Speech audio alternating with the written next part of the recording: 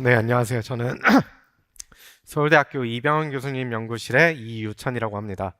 제가 오늘 발표할 거는 피스프레이라는 새로운 익스플로이트 테크닉이에요. 이 피스프레이라는 기술은 이제 타이밍 사이드 채널을 기존의 스프레잉하는 테크닉과 결합해서 만든 새로운 테크닉입니다. 네, 먼저 이 프레젠테이션을 요약을 하자면은 커널 익스플로이테이션의 공격 성공률은 매우 중요합니다. 왜 그러냐면 커널 공격이 실패했을 때는 보통 이제 커널 패닉으로 이어지게 되는데 이 커널 패닉은 디펜더의 입장에서 봤을 때 매우 의심스러운 증상입니다. 그래가지고 커널 익스플로이트는 성공률이 매우 중요합니다. 그러나 이제 힙 오버플로우나 유지 애프터 프리의 관점에서 봤을 때 이 공격 성공률은 매우 챌린징합니다. 왜 그러냐면은 공격자가 이제 커널 힙이 어떤 상태인지 알 수가 없어서 그런 건데요. 이 문제를 해결하기 위해서 저희는 타이밍 사이드 채널 어택을 사용했고 이제 그걸 통해서 커널 힙의 상태를 알아내는 방법을 제안하였습니다. 이걸 통해 공격자들은 이제 좀 더 공격 성공률이 높은 익스플로이테이션을 실행할 수 있을 겁니다. 일단은 커널 힙에 대해서 설명을 드려야 되는데요. 먼저 여러분들은 보통 이제 익스플로이트를 경험을 해보셨다면은 유저 어플리케이션에 좀 더 익숙하실 겁니다. 이제 유저 어플리케이션 힙 같은 경우는 기본적으로 힙 에어리어가 있고요. 그리고 만약에 공간이 부족하다면은 이 힙을 확장해서 사용하게 됩니다. 근데 커널 이제 커널 리눅스 커널의 디폴트 힙 얼로케이터인 슬럽 얼로케이터를 보게 되면은 슬럽 얼로케이터는 이제 슬랩으로 구분이 됩니다. 그리고 이 슬랩들은 연속적이지 않아요. 그리고 이 슬랩들은 이제 하나 이상의 페이지로 구성되어 있고, 그리고 이 슬랩들은 어떤 KMM 캡시에 소속되어 있습니다. 그래서 저희는 이제 이 여러 가지 슬럽 얼로케이터에 여러 가지 메커니즘이 있는데 이 중에 두 가지 특성에 대해서 살펴볼 겁니다. 이 두 가지 특성은 이제 익스플로이트 관점에서 매우 중요하기 때문에 두 가지 특징만 빠르게 살펴보도록 하겠습니다. 아까도 말했다시피 슬랩 같은 경우는 특정 KMM 캐시에 소속되어 있는데요. 이제 슬랩 같은 경우는 여러 개가 존재할 수 있습니다. 그래서 이 슬랩을 여러 개를 관리하기 위해서 이 KMM 캐시의 이제 CPU와 노드로 나뉘게 되고요. 이 CPU에는 페이지와 파셜 페이지, 그리고 노드에도 파셜 페이지가 존재해서 여러 개의 슬랩을 동시에 관리할 수 있습니다. 여기서 중요한 포인트는요, 이제 CPU의 페이지에서만 이제 오브젝트 얼로케이션이 된다는 건데요. 이제 모든 오브젝트 얼로케이션은 이 CPU의 페이지에서 할당이 되고, 이제 특정 조건에 따라서 CPU의 페이지가 가리키는 슬랩이 바뀔 수도 있다는 것을 알아주셨으면 좋겠습니다. 그리고 두 번째 특징은요, 슬랩 프리리스트 랜더마이제이션이라는 미티게이션인데요. 이제 옛날 커널 같은 경우는 슬랩을 이제 생성하고 나면은 앞에서부터 뒤에까지 순차적으로 오브젝트를 할당을 했습니다. 근데 이 미티게이션 랜더마이즈 미티게이션 테크닉이 들어가고 나서는 이제 슬랩이 크리에이트 될 때 이제 오브젝트의 할당 순서를 섞어가지고 랜더마이즈 하게 됩니다. 그래서 이 랜더마이즈 테크닉은 이 힙 오버플로우를 이제 막기 위해서 만들어진 건데요. 이렇게 랜더마이즈 되는 것만으로도 이제 타겟 오브젝트와 벌너러블 오브젝트를 옆에 두는 거, 인접하게 할당하는 것을 어렵게 만들어줍니다. 네, 그래서 이 두 가지 슬럽의 특징들은 힙 익스플로이트를 실패로 야기하게 됩니다. 더 자세하게 얘기해드리자면은 이제 유지 애프터 프리를 익스플로이트 할 때나 힙 오버플로우를 익스플로이트 할 때나 익스플로이트 실패로 이어지는 케이스들을 만들게 됩니다. 그래서 이제 저희는 이 두 가지 특성이 어떻게 실패로 야기하는지 좀 더 자세하게 들여다보게 될 겁니다. 네, 먼저 일단 유지 애프터 프리가 이제 어떻게 익스플로이트 되는지를 알아야 되는데요. 일반적인 유지 애프터 프리 익스플로이트 방법은 vulnerable 오브젝트를 할당하고요. 그 다음에 vulnerable 오브젝트를 프리하고, 그 다음에 타겟 오브젝트를 할당하고, 이 타겟 오브젝트를 할당하게 된 다음에 유지 애프터 프리를 통해서 타겟 오브젝트를 커럽트 시키는데요. 여기서 중요한 부분은 vulnerable 오브젝트와 타겟 오브젝트가 같은 위치에 있어야 이제 타겟 오브젝트를 커럽트 시킬 수 있습니다. 그리고 두 번째가 아니라, use after free가 실패하는 케이스인데요. 아까도 말씀드렸다시피 모든 오브젝트 얼로케이션은 CPU의 페이지에서 할당이 됩니다. 근데 저희는 이제 가정을 해야 돼요. 이제 만약에 vulnerable 오브젝트를 할당하는 시스템 콜이 추가적으로 다른 오브젝트를 할당할 때 문제가 일어나게 됩니다. 그래서 만약에 CPU의 페이지가 /A가 먼저 두 개의 오브젝트를 이미 할당해 놓은 상태라고 가정을 해볼게요. 그래서 만약에 vulnerable 오브젝트를 할당하는 시스템 콜을 할당하게 되면은 vulnerable 오브젝트가 할당됨과 동시에 모든 오브젝트들이 할당이 되었기 때문에 풀리스트로 이동하게 됩니다. 그리고 /B가 이제 CPU의 페이지로 오게 돼서 이제 어디셔널 오브젝트를 하나 할당하게 됩니다. 이때 vulnerable 오브젝트를 프리하고 타겟 오브젝트를 할당하게 되더라도 타겟 오브젝트는 /A에 할당되는 게 아니라 /B에 할당되게 됩니다. 그 이유는 지금 현재 CPU의 페이지가 /B로 바뀌었기 때문에 /B에서 할당을 하게 되는 겁니다.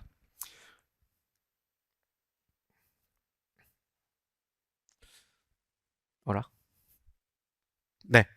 그리고 이제 힙 오버플로우를 익스플로이트하는 방법을 소개해 드릴 건데요. 이거는 일단은 염두에 주셔야 될 게 이 시나리오는 베스트 시나리오입니다. 이렇게 익스플로이트 되면 좋겠다라는 거라서요. 일단은 만약에 아무것도 없는 슬랩에 대고 3개의 타겟 오브젝트를 할당을 하고 그 다음에 vulnerable 오브젝트를 할당해서 이 타겟 오브젝트와 vulnerable 오브젝트가 인접하게 돼서 힙 오버플로우를 통해 타겟 오브젝트를 커럽트 시키는 게 가장 좋은 시나리오입니다. 여기서 중요한 거는 이제 아웃 오브 바운드 취약점을 익스플로이트 할 때는 vulnerable 오브젝트와 타겟 오브젝트가 반드시 인접해 있어야 된다는 겁니다. 그래서 이 인접하게 만들어야 되는데 문제는 아까도 말했다시피 그 슬랩 프리리스트 랜더마이제이션 테크닉 때문에 이게 조금 어려워집니다. 그래서 만약에 타겟 오브젝트가 타겟 슬랩에 2개 정도 할당이 되었고 그 다음에 vulnerable 오브젝트를 할당을 했는데 이게 순서상 맞지 않아 가지고 타겟 오브젝트와 vulnerable 오브젝트가 인접하지 않은 경우가 생깁니다. 이렇게 되면은 익스플로잇은 실패하게 되고 익스플로잇이 이제 커널 패닉으로 이어질 수 있겠죠. 그리고 또 다른 케이스로는 타겟 오브젝트를 할당을 했는데 타겟 오브젝트는 이게 another slab에 할당이 다 되었고 이제 vulnerable 오브젝트는 타겟 슬랩에 할당되었지만은 타겟 슬랩에는 아무런 타겟 오브젝트가 할당되지 않아서 이제 타겟 오브젝트와 vulnerable 오브젝트가 인접하지 않게 되는 케이스가 생기게 됩니다. 이때도 마찬가지로 커널 익스플로잇이 실패하게 되겠죠. 그래서 문제를 정리해 보자면은 이제 어떻게 하면은 공격 성공률을 높일 수 있는 힙 익스플로이테이션을 실행할 수 있을까요? 이 슬럽 피처들이 아직까지 존재하고 있는 상태에서 어떻게 하면은 힙 익스플로이테이션을 좀 더 성공률 높게 런치시킬 수 있을까요? 그래서 먼저 문제를 정리하자면은 use after free 취약점 같은 경우는 CPU의 페이지가 계속해서 변한다는 게 문제가 될 수 있겠죠.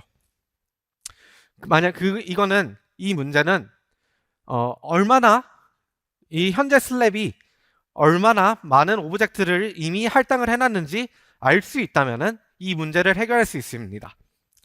그리고 힙 오버플로우의 문제점은 vulnerable 오브젝트와 타겟 오브젝트가 인접하지 않은 경우에 문제가 생깁니다. 이 경우에도 비슷하게 얼마나 많은 타겟 오브젝트가 타겟 슬랩에 할당되어 있는지 알 수 있다면은 이 문제를 해결할 수 있습니다. 그래서 이 리퀘어먼트들은 새로운 퀘스천으로 이끌게 됩니다. 그래서 만약에 공격자가 슬랩의 할당 상태를 알고 있다면 공격의 성공률을 높일 수 있지 않을까라는 새로운 퀘스천으로 넘어가게 됩니다. 이 퀘스천에 기반해서 저희는 새로운 익스플로이트 테크닉인 pSpray를 개발했습니다. 이 pSpray는 아까도 말씀드렸다시피 타이밍 사이드 채널 어택을 기반으로 한 익스플로이트 테크닉입니다. 리눅스 커널 같은 경우는 힙을 할당할 때 있어서 여러 개의 멀티플 슬랩을 매니지하고 그거를 관리하기 위해서 여러 가지 얼로케이션 패스를 거치게 됩니다. 이거는 힙 상태에 따라서 어떤 얼로케이션 패스를 거칠지는 달라지게 되는데, 저희는 타이밍 사이드 채널을 통해서 얼로케이션 시스템 콜이 퍼포먼스 측정을 통해서 이게 어떤 얼로케이션 패스를 거쳤는지 유추할 수 있는 방법을 찾았습니다. 그래서 이제 얼로케이트 하는데 시간을 측정해서 어떤 얼로케이션 패스를 거쳤는지 알아내는 방법이고요. 그걸 설명하기 위해서는 이 얼로케이션 시퀀스, 슬럽이 어떻게 얼로케이션을 하는지에 대해서 말씀을 드려야 될 것 같습니다. 아까도 말씀드렸다시피 모든 오브젝트 얼로케이션은 이제 CPU 페이지를 통해서 이제 할당을 하게 됩니다. 따라서 CPU의 페이지가 이미 어떤 슬랩을 가리키고 있게 되면은 그 슬랩을 사용한 오브젝트 얼로케이션은 패스트 패스가 되고요. 그리고 만약에 CPU의 페이지가 아무런 슬랩을 가리키고 있지 않다라고 하면은 이제 CPU의 파셜 페이지에서 CPU의 페이지로 가져와서 오브젝트 얼로케이션을 하게 됩니다. 이건 미디움 패스고요. 만약에 CPU의 페이지와 파셜 페이지가 없다라고 하면은 노드의 파셜 페이지에서 슬랩을 가져와서 할당을 하게 됩니다. 여기까지가 미디움 패스였고요.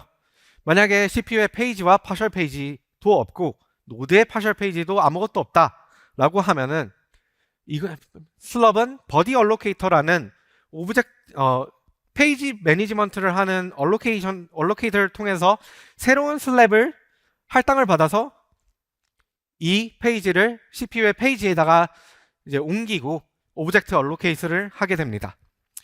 여기서 알 수 있는 것은 버디 얼로케이터라는 존재인데요. 버디 얼로케이터는 페이지를 관리하는 얼로케이터인 만큼 페이지를 생성하고 이제 소멸시키는 역할을 하는데요. 저희는 이 버디 얼로케이터를 통한 슬로우 패스가 굉장히 느릴 것이다 라고 생각을 했습니다. 그 이유는 다른 패스 같은 경우는 이제 슬랩을 옮기는 역할만 하는데 이거는 슬랩을 생성하는 역할을 하기 때문에 매우 느릴 거라고 생각하게 되었습니다. 그리고 그를 증명하는 프로스폼 컨셉인데요. 저희는 한 가지 오브젝트에 대해서 1000번을 얼로케이트 하는 것을 실행을 해봤습니다. 그래서 보시다시피 슬로우 패스와 미디움 패스, 패스트 패스를 그래프에 표시를 하게 되는데요. 보시다시피 슬로우 패스는 굉장히 느리게 되고 other 패스나 패스트 패스는 굉장히 빠른 속도를 보여줍니다. 이를 통해서 알 수 있는 거는 이제 슬로우 패스가 다른 패스보다 느리기 때문에 언제 슬로우 패스를 시행했는지 알 수 있다는 점이죠. 그래서 이제 이 타이밍 사이드 채널 기법을 이제 UZEP-Free에다가 적용을 해볼 겁니다.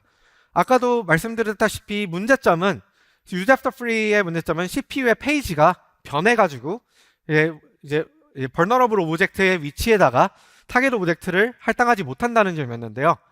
저희는 이제 pSpray를 통해서 언제 슬로우 패스가 생성됐는지 찾습니다. 이 언제 슬로우 패스가 생성됐는지 찾게 되면은 슬로우 패스라는 게 이제 새로운 슬랩을 생성했고 그리고 그 슬랩에 하나의 오브젝트를 할당했다라는 사실을 알 수 있습니다. 이 사실을 통해서 현재 힙의 상태는 하나의 오브젝트를 할당한 상태다라는 걸 유추할 수 있겠죠. 그리고 이 상태에서 이제 n-1 스프레이 오브젝트를 할당하게 됩니다. 이 n-1 슬랩 스프레이 오브젝트를 할당하는 이유는 이제 이 슬랩 A가 아니라 다른 슬랩을 할당해서 아예 새로운 슬랩을 사용하려는 의도에 있습니다. 그래서 이 스프레이 오브젝트는 가득 차서 이제 풀 리스트로 옮기게 되고요. 그다음에 만약에 이때 오브젝트를 새로 할당을 하게 되면은 또 슬로우 패스를 걸쳐서 새로운 슬랩을 할당하게 될 겁니다. 그래서 이때 vulnerable 오브젝트와 additional 오브젝트를 할당하는 시스템 콜을 실행하게 되면요. 이제 슬랩 B에 할당을 하게 되어서 이 CPU 이게 몇 개의 오브젝트를 할당을 하더라도 CPU의 페이지가 변하지 않게 됩니다. 그래서 이때 free를 해도 CPU의 페이지는 이제 슬랩 B를 가리키게 될 거고요. 그리고 타겟 오브젝트는 무사히 vulnerable 오브젝트의 위치에 할당하게 될 겁니다. 그리고 이제 pspray를 이제 힙 오버플로우에 적용하는 방법에 대해서 말씀드리겠습니다. 아까도 말씀드렸다시피 힙 오버플로우의 실패는 vulnerable 오브젝트와 타겟 오브젝트가 인접하지 않은 경우에 발생을 하게 되는데요. 이거는 저희가 어떻게 했냐, 어떻게 pspray를 힙 오버플로우에 적용했냐입니다. 그래서 먼저 똑같이 pspray를 통해서 슬로우 패스가 언제 생성됐는지 찾아내고요. 이 슬로우 패스가 실행됐다는 걸 알게 되면은 마찬가지로 하나의 오브젝트가 슬랩 A에 할당되었다는 것을 알 수 있습니다. 그래서 마찬가지로 이것도 n-1 스프레이 오브젝트를 할당해서 이 슬랩 A를 풀 리스트로 보내게 될 겁니다. 이때 이제 오브젝트를 할당하게 되면은 새로운 슬랩을 또 생성해 가지고 이제 할당을 하게 될 거고요. 그래서 저희는 n-1개의 타겟 오브젝트를 할당을 하게 됩니다. 그래서 이제 슬랩 프리 리스트 랜더마이제이션을 이제 적용하더라도 이런 식으로 타겟 오브젝트 하나의 오브젝트 빼고는 이제 모두 다 타겟 오브젝트로 채우게 됩니다. 그리고 이때 vulnerable 오브젝트를 할당하게 되면은 vulnerable 오브젝트와 타겟 오브젝트가 인접한 경우가 많은 경우에 생기게 됩니다. 이때 실패할 수 있는 유일한 경우가 생기는데요. 만약에 vulnerable 오브젝트가 제일 끝에 할당되는 경우에 실패할 경우가 생기는데 이거는 이밸류에이션에서 그렇게 큰 확률은 아니다라는 걸 같이 말씀드리겠습니다. 그래서 이제 use after free를 6개의 취약점에 대고서 실험을 해봤는데요. 이제 use after free exploit은 아까도 말했다시피 그냥 가장 기본적인 방법, 그냥 vulnerable 오브젝트 free하고 타겟 오브젝트 allocate 하는 방법으로 이제 측정을 했고요. 평균적으로 그렇게 측정했을 때 이제 성공률이 70% 정도로 나오고 있습니다. 이 70% 정도로 나오게 되는데요. pspray를 적용했을 때 이제 아까도 말했다시피 그 CPU의 페이지를 고정시켜서 exploit 하게 되면은 이제 거의 100%에 가까운 확률로 증가했음을 볼 수 있었습니다. 그리고 마찬가지로 4개의 out of bounds heap overflow 케이스에 대해서도 실험을 해봤는데요. 이때 사용한 베이스라인 exploit 방법은 주로 사용되는 힙 홍수 방법을 택했고요. 이거는 보통 이제 30% 정도의 성공률을 보이고 있습니다. 그러나 이제 pspray를 적용해서 실험을 해보니까요. 거의 96%, 95%에 가까운 성공률을 보이게 됩니다.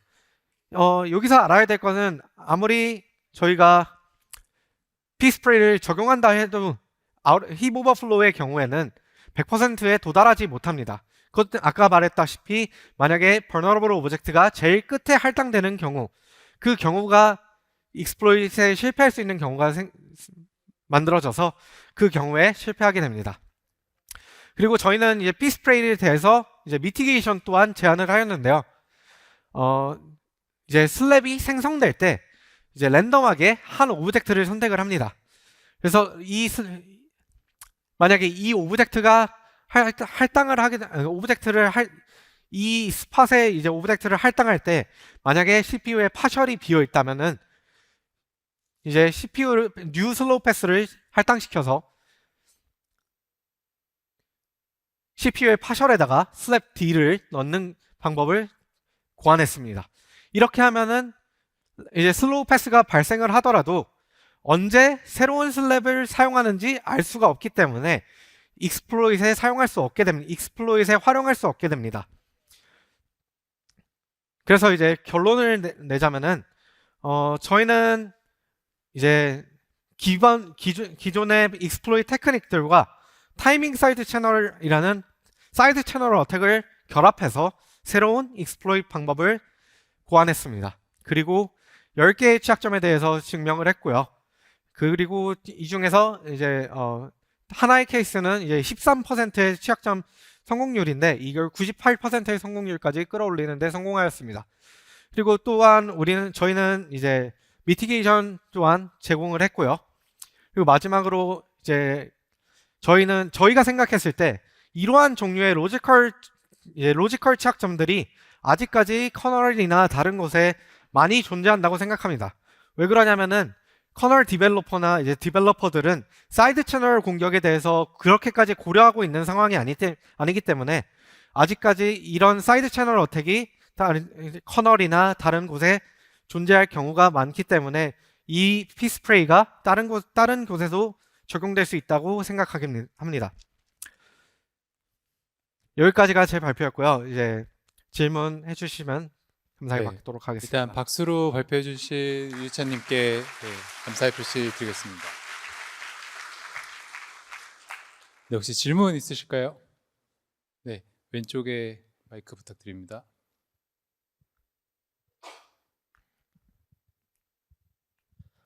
강연 감사드립니다. 다른 이야기도 질문이 하나 있는데요. 네.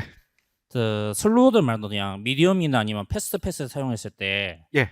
이들을 고려하지 않고 슬로우 패스 사용하신 이유가 혹시 타겟사도 버너러블이 인접하는 같은 주소가 아니거나 아니면 그 커널 패닉이 발생할 수 있는 가능성 때문에 슬로우 패스 선택하신 건가요? 아니요, 슬로우 패스만이 유일하게 제일 느렸고요. 그리고 슬로우 패스만이 유일하게 힙의 상태를 알 수 있었기 때문에 슬로우 패스를 선택했습니다. 슬로우 패스가 실행되고 나면은 딱 하나의 오브젝트만 할당되었다는 걸 저희가 예측할 수 있거든요. 그렇게 해서 간접적으로 힙의 상태를 예측할 수 있게 만든 거죠. 답변이 되었을까요? 예, 답변되었습니다. 네, 추가 질문 혹시 있으실까요? 네, 왜 우측에 마이크 부탁드립니다. 네. 발표 잘 들었습니다. 그 질문 드릴 거는 약간 노이즈 관련된 건데 예. 사이드 채널 노이즈 관련돼서 아까 패스트 패스랑 슬로우 패스가 아예 그 노이즈가 발생하더라도 항상 구분이 될 정도로 그렇게 노이즈가 큰가요? 아니면은 예를 들어서 그 패스트 패스로 들어온 건데 실제로 노이즈가 껴서 예를 들어서 뭐 CPU에 인터럽트가 발생해서 그거 관련해서 노이즈가 막 생겼다든지 그래서 잘못 슬로우 패스로 탐지되는 약간 그런 경우가 있나요? 네, 그런 경우 있습니다. 이게 인터럽트 같이 뭔가 하드웨어가 개입하는 경우도 있고 아니면은 뭔가 환경에 따라서 이제 뭔가 슬로우 패스인 척하는 애가 생길 수가 있는데 저희는 그 테크닉을 단순히 딱 한 번 퍼포먼스가 느려졌다고 해서 슬로우 패스라고 탐지는 안 했고요.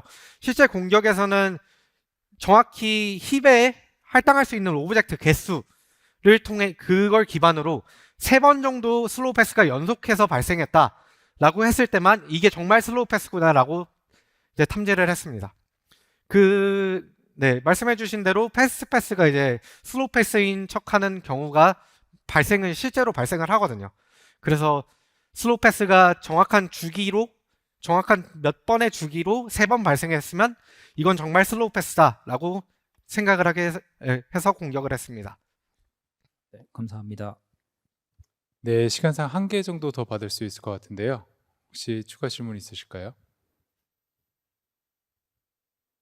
네, 왼쪽 앞쪽에 부탁드립니다.